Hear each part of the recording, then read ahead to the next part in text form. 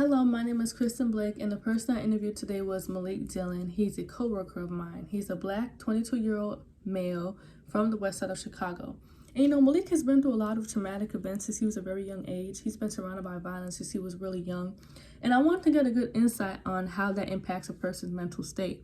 So basically, the main reason for this interview, or the whole goal of this interview, is to get a good understanding and a good grasp on how being in a low socioeconomic environment and being surrounded by violence takes a toll on you psychologically. I want to get a good understanding on how he thinks. I want to see his perspective, his opinions, what he finds important and unimportant. And I just kind of wanted to compare that to my opinions and see how that differs with me being surrounded basically by a lot of white individuals my entire life. I grew up in a predominantly white neighborhood. So I just want to see how our opinions differ and how certain environments impacts the way a person thinks. And during the interview, we talked a lot about his regrets. We talked a lot about how he wished he could change certain things, change his family, change his environment, change who he was as a person. And many of the questions really revolved around just that, and how he feels towards violence and how he feels towards education. And the answers were typical answers that I would expect. He answered that he found education important and how he wished he did better in education because it would have probably put him in a better situation than he is in now, and how he wished he made better choices when he was younger. But there were a few questions that really struck out to me with the answers he gave, and one of them was when I had asked, what do you consider an adult? And he proceeded by saying, legally, an adult is someone that is over the age of 18, but personally, I do not think it has anything to do with age at all. It's all about a person's mindset and situations that they've been involved in. I know friends of mine that have been taking care of themselves to 16 years old, cooking and paying for places to stay. You can't tell me they weren't adults then.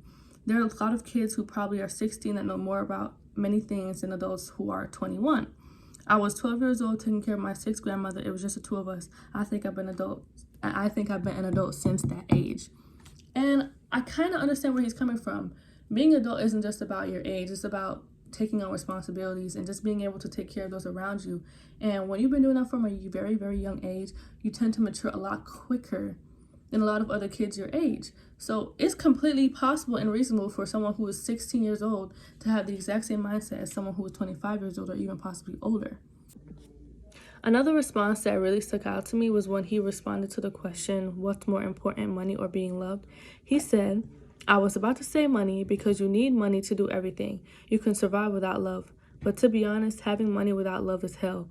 A person with no money but surrounded by love is probably doing better mentally than someone without it. At least the right love can motivate you and set you where you need to be. It will probably lead you to success anyways. But having money without love isn't really living. You're lonely and you're empty. I personally don't have any family. I would trade in all the money I have to be loved by a family. And at this point, it was getting kind of sad, but I completely agree with him. Don't get me wrong. I love money. I need my money. But if I had to choose between money and love, I would definitely choose love, because no amount of money can fill that void in your heart. No amount of money can get rid of your loneliness. I felt that. But lastly, based on his previous answer to that question, I assumed he would agree with the statement that it is important to depend on people. But he completely disagreed. He said, I would never depend on anyone. I don't need anyone. And I hate when people think I need them. People will claim to do things out of the kindness of their heart, but 9 times out of 10, they have an ulterior motive and make it known that you owe them. I'd rather not owe anybody anything. I'm like, dang, who hurt you? But he has a point.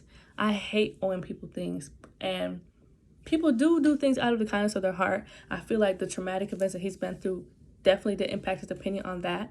And he's probably dependent on people before and they just turned their back on him or betrayed him, which is why he's so cold to the thought of depending on people. But I completely understand where he's coming from. Not everyone has your best interest at heart. Overall, I definitely understand why he chose the responses he did. I mean, only he really knows what he's been through. But I definitely do believe that his situations have had an impact on his opinion on people, which is why his trust for people isn't really that great. But I'm still grateful that he took time out of his day to participate in this interview. Thank you.